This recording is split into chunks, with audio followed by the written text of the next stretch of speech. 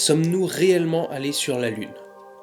Les exploits du programme Apollo sont-ils réels ou ne s'agit-il que d'une vaste fumisterie fomentée par le gouvernement américain pour gagner la course idéologique contre l'URSS durant la guerre froide? Ouh, elle était longue cette phrase.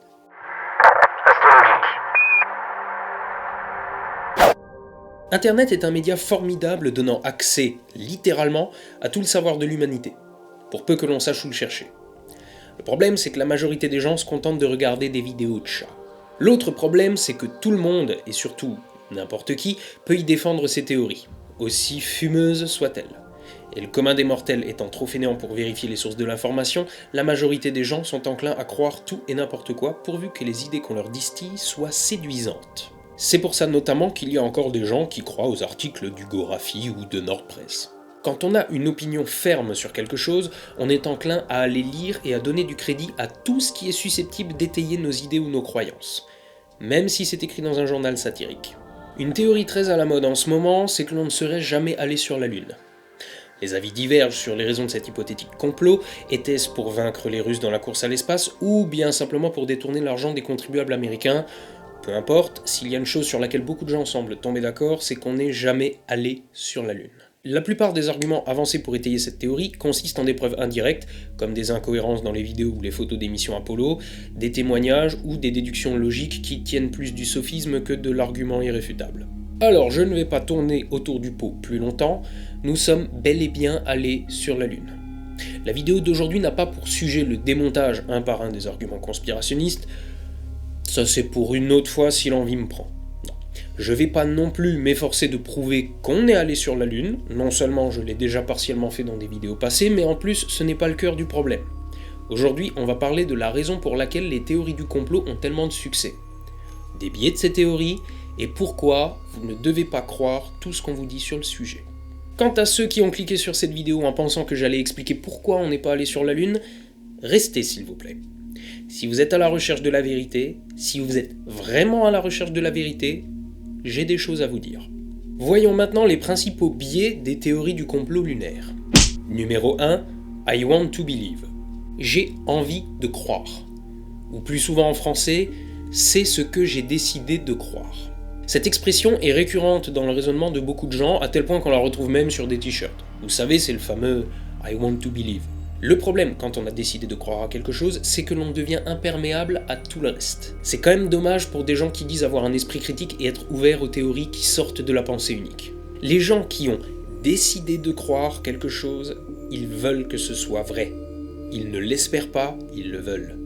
Et donc ils vont faire toute une gymnastique intellectuelle pour réfuter tous les arguments qui ne vont pas dans leur sens, tout en favorisant ceux qui les arrangent, même s'ils sont un peu bancals. Ce n'est pas du tout une démarche scientifique. Alors attention aussi pour ceux qui prennent la science pour du scientisme.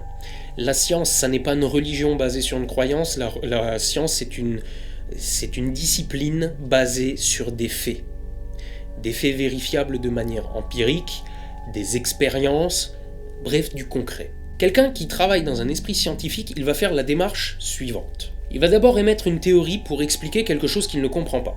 Voilà, il existe un phénomène inexpliqué, il veut savoir comment ça marche et donc il émet une théorie. Une théorie qui expliquerait le phénomène jusque-là inexpliqué. Ensuite, il va mettre sa théorie à l'épreuve en cherchant à démontrer qu'elle est fausse. Il ne cherche pas à montrer qu'il a raison. Il cherche à montrer qu'il a tort. Et s'il a échoué suffisamment longtemps à prouver qu'il avait lui-même tort, il va alors supposer qu'il a peut-être finalement raison. C'est pour ça qu'on parle de théorie. Ce ne sont pas des vérités, juste des choses considérées comme vraies jusqu'à preuve du contraire. Et il ne faut pas croire non plus que quand quelqu'un publie quelque chose, le reste du monde scientifique se contente d'accepter ce qu'il dit. Parce que le meilleur moyen d'accéder à la célébrité, c'est de démonter une théorie déjà existante. Alors il se gêne pas pour essayer. Par exemple, Newton a démonté les théories d'Aristote et Einstein a remis en cause les lois de la gravité de Newton. Et celui qui démontrera les théories d'Einstein sera dans les livres d'histoire, c'est moi qui vous le dis. Donc une théorie, c'est juste un truc qui est considéré comme vrai jusqu'à ce qu'on ait trouvé une meilleure explication. La démarche d'un conspirationniste qui a décidé de croire, c'est d'émettre une théorie. Par exemple, qu'on n'est jamais allé sur la Lune. À partir de ce moment-là, il va chercher à réunir toutes les preuves qui vont dans son sens, mais en occultant celles qui ne l'arrangent pas. Alors que le scientifique, si jamais il tombe sur un truc qui pourrait contredire sa théorie, il va l'analyser de près. De très près. Parce que si jamais il devait publier des travaux et qu'on venait à prouver ensuite qu'il a tort, il passerait pour un con. Sa crédibilité et sa carrière en prendraient un sacré coup dans l'aile et il n'a pas trop envie. C'est que quand il est sûr et certain que personne n'arrivera à démonter sa théorie qu'il va se décider à la publier. Donc, quand on veut se forger un avis sur une question, comme celle de la conquête spatiale, il ne faut pas se lancer dedans en voulant y trouver la vérité qu'on veut.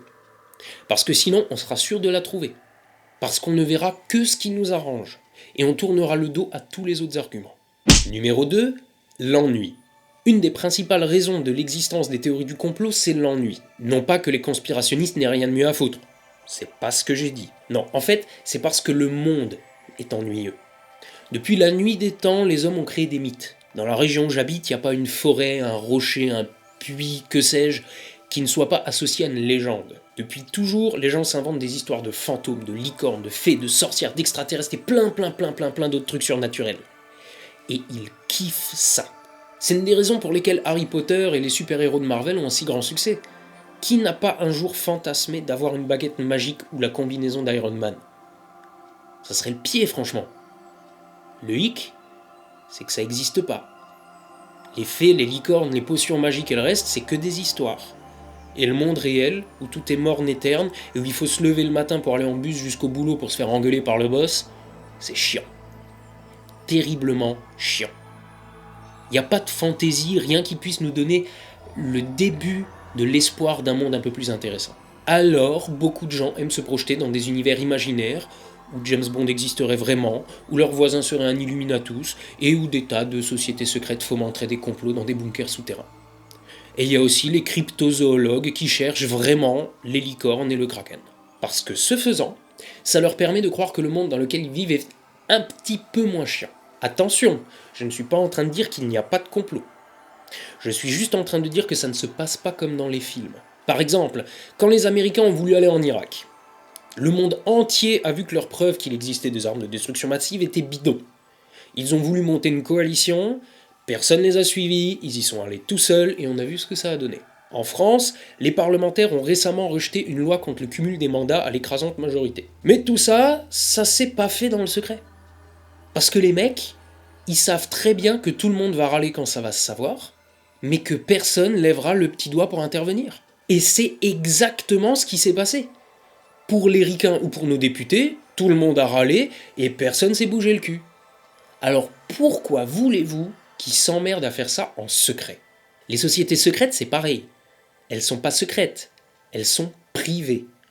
La preuve, c'est que tout le monde sait que les francs-maçons existent. Si c'était une société secrète, on ne les verrait pas donner des interviews à la téloche. Parce que c'est pas une société secrète, c'est une organisation privée. C'est-à-dire que tout le monde ne peut pas y entrer comme il veut. Mais si demain vous voulez entrer dans une réunion des dirigeants de Carrefour pendant qu'ils se mettent d'accord sur leur prix, vous pourrez pas non plus. Et pourtant, ils sont en train de décider de comment vous prendre plus efficacement votre fric. Mais là, personne parle de complot. Pourquoi? Parce que ça vend pas assez de rêves.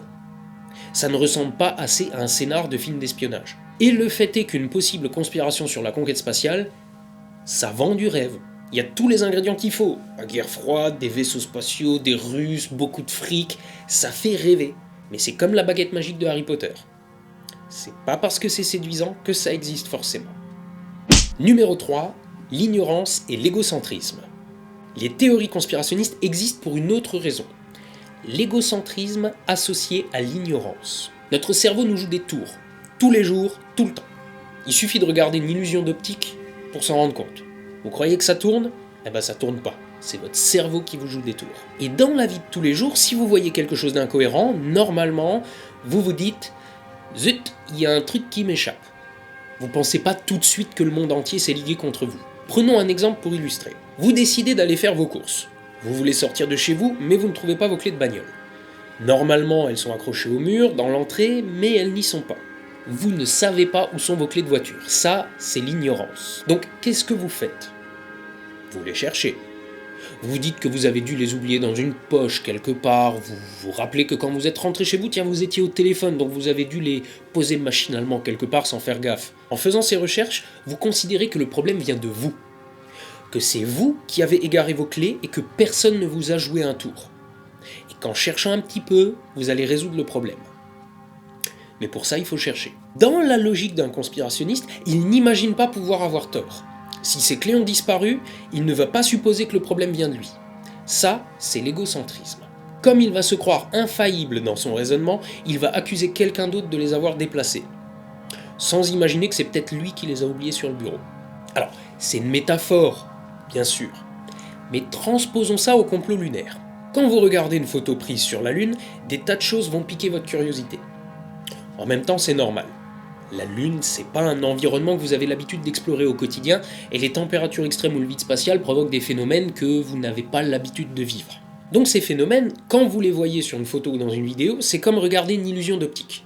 Vous vous attendez à voir quelque chose, mais ce que vous voyez est différent. Parce que votre cerveau est habitué à ce qui se passe sur Terre, mais pas à ce qui se passe sur la Lune. Et là, vous avez deux raisonnements possibles. Soit vous vous dites que, bon, après tout, vous n'avez pas la science infuse et il y a sûrement un truc qui vous échappe. Ça, c'est l'ignorance. Mais si vous ignorez quelque chose, ça veut aussi dire que vous pouvez découvrir ce qu'il en est vraiment. Et après quelques recherches, vous aurez trouvé la réponse à vos questions. Soit, vous vous dites que vous avez forcément tout compris, vous savez tout, rien ne vous échappe jamais. Et donc, ça veut dire que c'est la photo qui se trompe. Et donc que les gens qui l'ont faite se sont plantés en la truquant parce que c'est une conspiration. Et ce faisant, vous ne cherchez même pas à savoir si vous vous plantez. On va prendre un exemple bateau, un argument récurrent des conspirationnistes. C'est celui-là. On a un astronaute qui descend dans l'ombre du LEM. Donc il devrait être dans le noir, puisque la seule source de lumière c'est le soleil. Mais bizarrement, on le voit drôlement bien quand même. Comme s'il était éclairé. C'est vrai que vu comme ça, c'est pas cohérent. Donc vous avez deux solutions. Soit vous pouvez vous dire qu'il y a juste un truc qui vous échappe, et chercher ce que c'est. Soit vous pouvez vous dire que vous avez forcément raison, et que c'est la photo qui est truquée. La solution, je vous la donne. Sur la Lune, il n'y a pas qu'une seule source de lumière. Il y a le Soleil, bien sûr, mais le Soleil éclaire aussi la surface de la Lune. Et toute cette grande surface gris clair, c'est réverbérant. On est en plein cagnard, je vous rappelle. En photographie et au cinéma, c'est ce qu'on appelle un réflecteur. Et c'est très utilisé. J'en utilise d'ailleurs un en ce moment même. Là, tout de suite, je suis éclairé par une fenêtre qui se trouve sur ma droite. C'est ma seule source de lumière. Si la partie gauche de mon visage est éclairée, c'est parce que la lumière provient d'un tissu blanc que j'ai posé juste à côté de moi. À ça, on peut ajouter que la combinaison de l'astronaute est blanche. C'est plus facile à voir dans l'ombre que si elle était noire. Voilà, vous voyez, ça m'a pris 2 minutes à expliquer. Parce que je suis parti du principe que mes yeux me trompaient et qu'il y avait quelque chose que je ne comprenais pas. L'argument conspirationniste, c'est « Regardez, il est dans l'ombre, mais il est éclairé. Et comme j'ai forcément raison, ça veut dire que ça a été fait en studio. » On se débarrasse du problème sans chercher à le comprendre. L'ignorance d'une règle simple en photographie associée à l'égocentrisme qui fait croire qu'on ne peut pas se tromper font qu'on arrive à une conclusion erronée, soit parce qu'on est trop fainéant pour aller chercher les vraies raisons, soit parce que ça nous arrange bien, vu que comme je le disais tout à l'heure, on cherche des raisons de croire. Et je peux vous garantir que tous les arguments du même genre se démontent aussi facilement.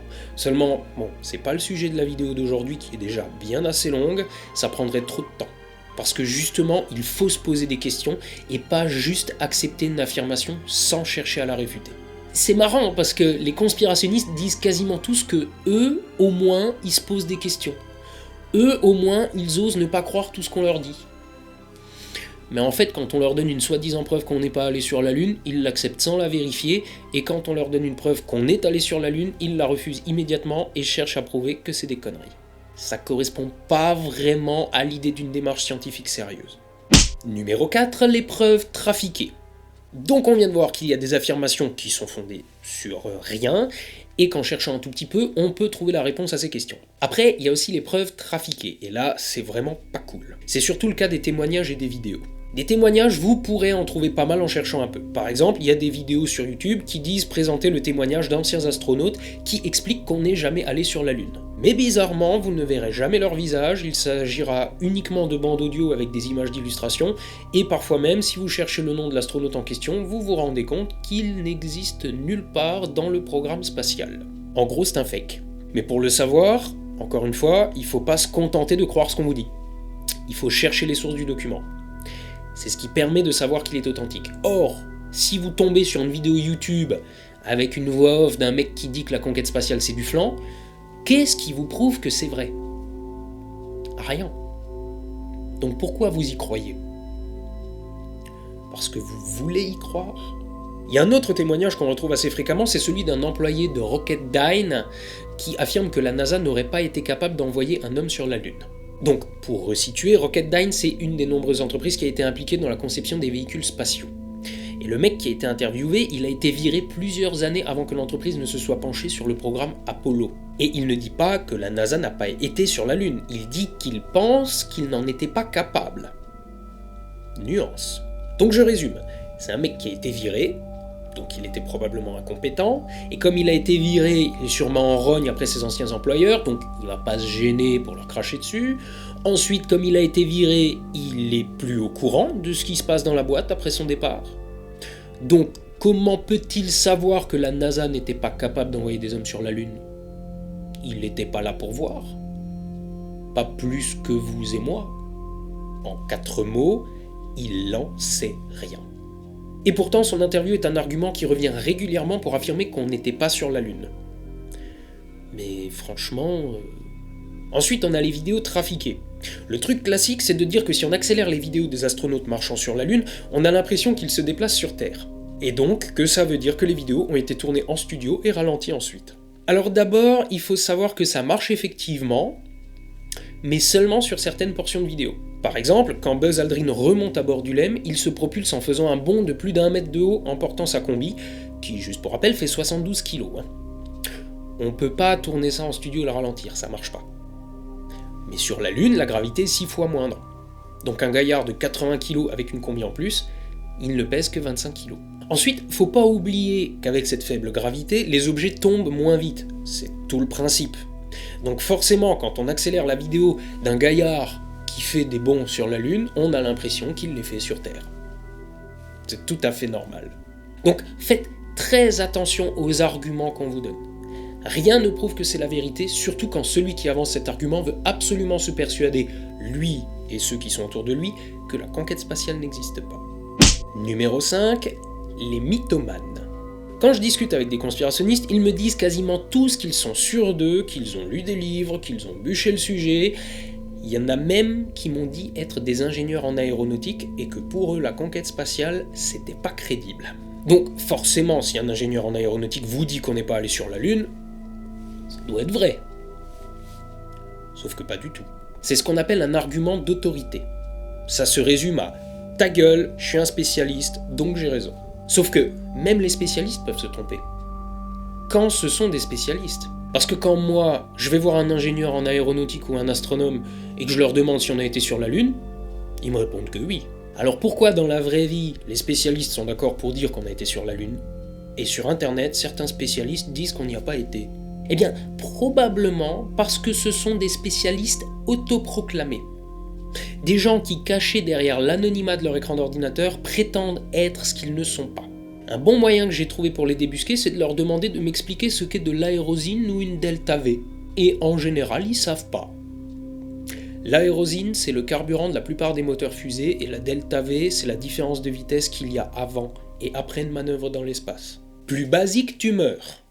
Et pourtant, l'ingénieur en aéronautique, il sait pas ça.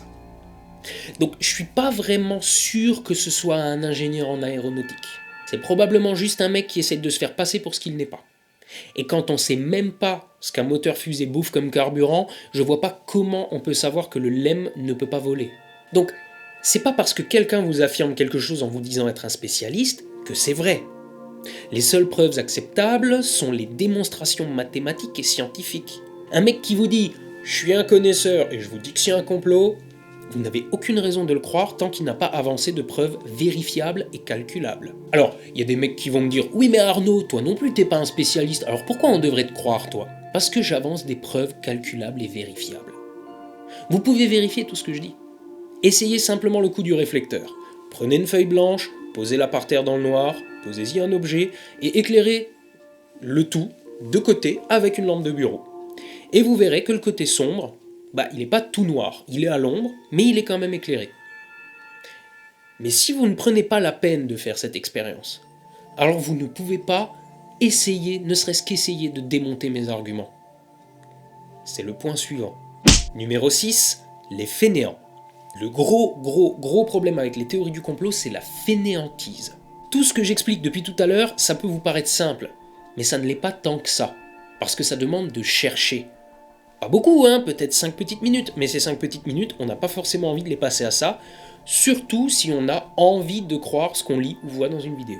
Et les conspirationnistes, ils aiment jouer de ça, parce qu'ils savent qu'ils peuvent vous raconter les conneries les plus monumentales, vous n'irez pas vérifier ensuite si c'est vrai ou faux. Exemple. En parallèle de la théorie du complot lunaire, il y a tout un tas de gens qui affirment que la Station Spatiale Internationale n'existe pas, et que toutes les vidéos qui y sont tournées ont en fait été faites dans un avion à 0G. C'est plausible. Ces vidéos pourraient être faites dans un avion à 0G. Sauf que ceux qui avancent ces théories ne semblent pas savoir que l'ISS, on peut la voir. À l'œil nu. La Station Spatiale Internationale, c'est un vaisseau de la taille d'un terrain de foot qui passe à 330 km d'altitude quand elle est au plus près. Il existe des applications pour smartphone que vous pouvez télécharger et qui vous disent où et quand regarder pour la voir passer. Et si vous avez la bonne idée d'y pointer un télescope, vous verrez tous les détails que vous voulez. Les panneaux solaires, les labos, si vous y prenez au bon moment, vous pourrez même voir l'arrivée ou le départ des capsules Soyouz, et si vous êtes très bon, vous pourrez même en faire des photos. Seulement, qui va le faire ? Parmi vous qui regardez cette vidéo, qui va se donner la peine de pointer son télescope vers l'ISS ? Les rares qui le feront sont les astronomes amateurs qui savent déjà qu'elle existe. Mais parmi ceux qui doutent, combien vont s'en donner la peine ? Combien vont faire preuve d'assez d'esprit critique pour ne pas avaler bêtement mes arguments et pour aller vérifier ce que je dis ? Le gros problème des théories conspirationnistes, c'est qu'il suffit de quelques secondes pour les formuler, mais il faut un temps considérable pour les réfuter. Alors elles se répandent comme une traînée de poudre. En parlant de poudre, après les attentats du 11 septembre 2001, un imbécile a cru intéressant de prétendre que des traces d'explosifs avaient été retrouvées dans la poussière des tours du World Trade Center. La rumeur enflant, des analyses ont été faites. Mais les analyses, ça prend du temps. Et quand les résultats négatifs sont tombés, la rumeur avait déjà parcouru le pays en long, en large et en travers. Alors que c'était des conneries. Imaginons une autre situation. Vous êtes à un dîner entre amis. L'un d'entre eux explique qu'on n'a pas pu aller sur la Lune parce qu'on aurait dû passer par les ceintures de Van Allen, et c'est pas possible, on aurait forcément irradié les astronautes. Tout le monde accepte son argument comme fondé, d'ailleurs personne ne sait trop ce que c'est une ceinture de Van Allen, mais bon c'est un mot compliqué donc ça doit être vrai, donc bon il a sûrement raison. Mais vous savez que le taux de radiation mesuré lors de la mission Apollo 14 est de 2,24 millisieverts, sachant qu'un millisievert équivaut à en... Stop ! Vous êtes déjà barbant. Vous êtes à un dîner entre amis, on rigole bien, on n'a pas envie de se faire chier avec vos trucs scientifiques. D'ailleurs, personne ne sait ce que c'est un millisievert. Et voilà comment la théorie du complot a encore une fois gagné, parce qu'elle est la plus simple et qu'elle est faite pour plaire à la ménagère de moins de 50 ans. Tandis que sa réfutation, c'est chiant, c'est scientifique, et ça prend du temps. Et juste pour aller à la fin de mon raisonnement, les capsules Apollo étaient plombées, et elles n'ont passé que quelques minutes dans les ceintures de Van Allen, exposant les astronautes à une dose de radiation 10 fois moindre que celle autorisée dans l'industrie nucléaire. Et on le sait parce que le compteur Geiger a été inventé 40 ans avant les missions Apollo et qu'ils en avaient un à bord. Numéro 7, les intéressés. La dernière catégorie est sûrement la pire. Il y a des gens qui vont vous affirmer, à l'aide des méthodes que je viens d'expliquer, qu'on n'est pas allé sur la Lune. Et si vous voulez en savoir plus, il vous suffit d'aller voir leurs autres vidéos qui ne vous apprendront rien de mieux, de consulter leur site avec des bannières publicitaires, ou d'acheter leur e-book qui n'a jamais été publié dans une librairie. Vous voyez où je veux en venir ? Pour mes vidéos monétisées, YouTube me rémunère environ 1 euro pour 1000 vues. Et c'est pareil pour tout le monde. Donc imaginez le fric que ramasse un mec qui fait une vidéo avec 1, 2, 3 millions de vues. Et un moyen facile de faire 1 million de vues, c'est de parler de soucoupe volante, de fin du monde, ou de complot lunaire. Ou de chat. Imaginez aussi ce que ça donne avec son site internet sponsorisé ou son e-book à seulement 29,99$. Le mec, il est pas là pour vous informer ou vous dire la vérité. Il est là pour se faire du fric. Si vous vouliez un complot, là vous en avez un. La vérité, il en a rien à foutre. Et la conséquence, c'est que les gens se mettent à croire n'importe quoi pour que lui, il puisse racler un peu de pognon. Je résume. Si vous trouvez que le monde qu'on voit à la télé est terriblement triste, et que pour vous évader, vous êtes prêt à croire des gens qui créent des sites internet sans fournir de preuves solides sur ce qu'ils avancent ou ce qu'ils prétendent être, et si vous réfutez avec violence les preuves qui vont contre ce que vous croyez, ou si vous êtes trop fainéant pour aller vérifier si c'est vrai ou pas, il y a de fortes chances pour que les théories auxquelles vous adhérez soient fallacieuses et vous éloignent de la vérité plus qu'elles ne vous en approchent. Et puis, franchement, Pour paraphraser la tronche en biais, vous croyez vraiment qu'en période de guerre froide et d'espionnage, un gouvernement serait capable de monter un complot impliquant des centaines de milliers de participants, sans que personne ne vende la mèche, alors qu'ils ne sont pas capables de cacher le fait que leur présidence est à peine stagiaire? Si vous aimez le mystère, il y en a plein partout. Pas besoin d'inventer des théories du complot. Vous voulez quelques exemples concrets? En 1997, le réseau hydrophone de la Navy, conçu pour détecter les sous-marins soviétiques, a enregistré au large de l'Amérique du Sud un bruit de très basse fréquence dont le profil audio est celui d'un animal. Sauf que vu l'amplitude du son, il s'agirait d'un animal bien plus grand que tout ce qui est connu. En 1969, une météorite est tombée près de Murchison en Australie. Son analyse a révélé la présence d'acides aminés, les composants de l'ADN, et on est sûr qu'ils étaient dans la météorite quand elle est tombée, et qu'il ne s'agit pas d'une contamination après qu'elle ait touché le sol.